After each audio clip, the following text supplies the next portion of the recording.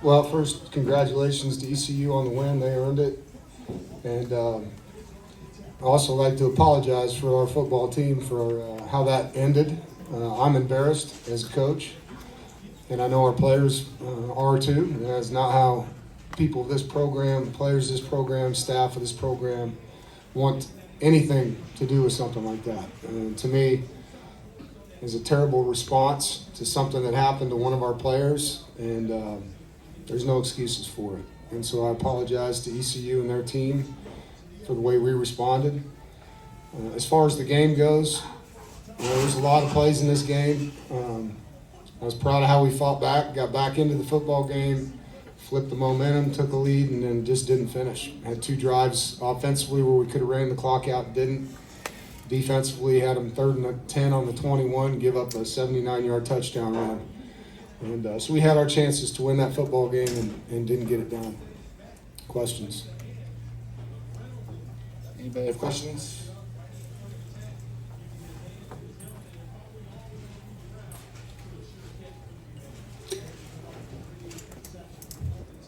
Davis, a two-parter. One, was he hurt coming out of halftime? And my second question is, in the third and fourth quarter, what do you guys think? What do you think your guys did better?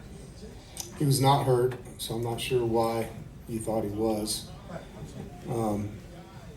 We started stopping people, man. Like, in the first half, they were 7-8 on 3rd down.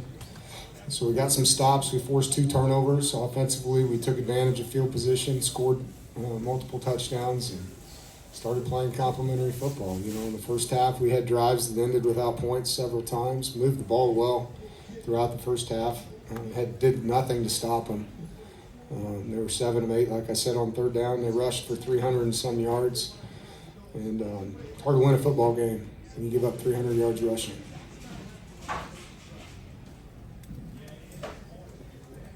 Hey, Coach, a couple of big interceptions by Tamarcus Cooley. Yeah. Do you, not say regret, but do you question the play calling after those drives on offense, after those interceptions? Sure. We didn't get first down, so yeah, you can question that. You can question blocking too, right? Every play you call, if you block it well, is a good play. And so those plays did not get enough yards. We didn't get first downs, and easy thing to do is blame the play caller, right? Well, there's 11 guys on the field that need to block and run and catch and all those things too. And so it's everybody's fault when it doesn't get done. Always look at, could we have called a better play? And of course, when you don't get a first down, it's easy to point the finger at that guy. But there's a lot of things we could have done. That's just one of them. You mentioned their rushing. From your point of view, what allowed them to get going on the ground? Missed tackles, guys not getting off blocks, got caught in a couple light defenses as well. 3rd and 10, they're down. That's a good play call by them, right? They're down 1, 3rd and 10. You're thinking they're going to throw the football. And he was in a pass blitz, and they split it, and we didn't get it down. So it was a good call by ECU. But we also had enough guys there, and back made a guy miss. But stopping the run's about a lot of things. It's gap integrity, it's beating blocks, it's leveraging the ball, it's tackling, and it's pursuit. And there was a lot of those things that weren't good enough in this game. Either one of you can answer, but coming into the game, you were one of the best fourth quarter teams in the nation. Yeah. When you see the score 27, what do you say to your team? What is the mindset of It's your exactly what I said to him. CJ was in the huddle. We were down there in a TV timeout. I said, "You're the best fourth quarter team in college football. Let's go win."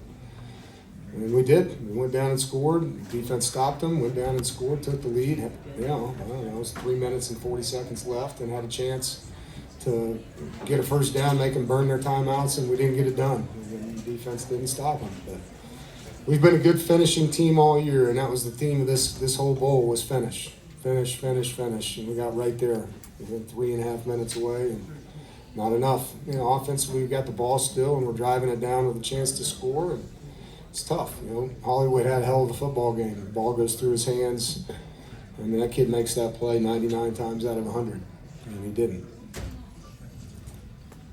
CJ, can you talk a little bit about the trip this week and what stood out to you, and then going through the game today and just the atmosphere in the stadium?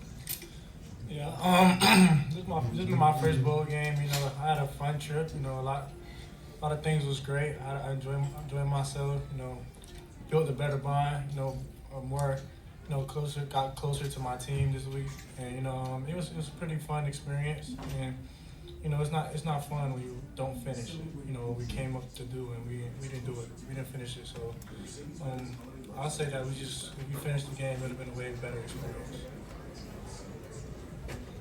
For both of you, how long do you feel like you're kind of going to ruminate on this before you flip the page and say, okay, let's get started for next season, and how do you move on? Well, it's over now, so we already flipped the page. You know, we already flipped that mindset. So let's go get ready for next year, and we got a lot of things to work on in the off season. And, you know, everything is in the past now. That's a couple 30 minutes ago, so it's no matter. We flipped the page. We done. Dave, it's no secret this has been a bit of a rough season for this team. As you kind of go into the offseason, you have time to reflect on this year. What will you take away, and what will you hopefully try to build on in the future? 5 one-possession losses, you know. I mean, we had 5 tough like that. I mean, down to the last minute and a half, like gut-wrenching. And it's hard when you lose a game like having 5 times. And we also had some one-possession wins that were incredible, you know. Our last game of the year was one of them. And so, you know, we played a lot of young guys, this being one of them. We got a lot of growing to do. And that's what this offseason is going to be about. It's going to be about learning how to finish and put ourselves in position to win those one-possession games, you know. And 10-win seasons, which is what we're talking about, like 5 of them, those 5 go the other way, it's 11 wins. You got to win one-possession games. I mean, look at Kansas City Chiefs right now. I think they've won 12 of them. You know, and you want to be a great team, you got to win those games. And we're not good enough to do that right now. We're not. And it's been both sides of the football. It hadn't been offense, defense. Both sides have had chances to close out games. And so, you know, we got to work really hard as a coaching staff and putting our guys in great positions to finish, coaching them well, and they got to train hard, and they got to go make plays for us, you know. But, yeah, I mean, that's what this season was about. It's about some gut-wrenching moments. And, you know, went through a lot. You know, go back to Grayson's injury and all the stuff that happened from that. CJ's emergence as a starter and a leader of our football team, and he's got a great future here. And I'm excited to be his coach. I really am. And I'm very proud of him. I know he's going to take this loss hard because that's how he's wired. But there's a lot of good young players. When you watch that game, Noah Rogers and Hollywood Smothers, the guys are young. They're redshirt freshmen making plays. And so there's a lot to build on. Look forward to doing that with them, too. Coach, with the offense stalling out early, especially in that first half, what do you think you guys could have done better offensively to close drives? We had some penalties that hurt us, you know. There were some positive plays that were called back and created second and extra longs and got us off schedule. And so that first thing that comes to mind, I think we had 2 critical holding penalties after positive plays. But, I mean, other than that, I thought we ran the ball really well in the first half, threw the ball around, caught it. Yeah. Dave, how do you guys start next season against East Carolina? What do you have to do to regroup and get ready for that game? Yeah, I mean, we got time to think about that. I mean, tonight's more about these guys and things we got to do. We come back in January, we'll start forward, and we're not going to be talking about the first game for a while. You know, we got a lot of things to work on, and playing them's not one of them. A lot of things. This season's been tough, but what do you take away from playing in the Military Bowl for you yourself? Did you ever think about a military career? Did you have family that served? Just what does it mean to be in this military bowl? Yeah, no, it's special to be in Annapolis. You look up on that Ring of Honor and see all the wars. And, you know, most places you go, they have famous players' names and Pearl Harbor. And you just look out there and you see it. I mean, it's pretty crazy being on a naval base at a place like this. My father was in the Navy. My father-in-law was in the Army, served in Vietnam. So the military has a very special place in my heart. And, yeah, it was great to be here. It was a wonderful trip, and the bowl committee and everybody here. Washington, D.C. is a special place, being in the nation's capital with these guys, letting them see the monuments. There's a lot of history here. There's a lot of really, really incredible things to be a part of with the team.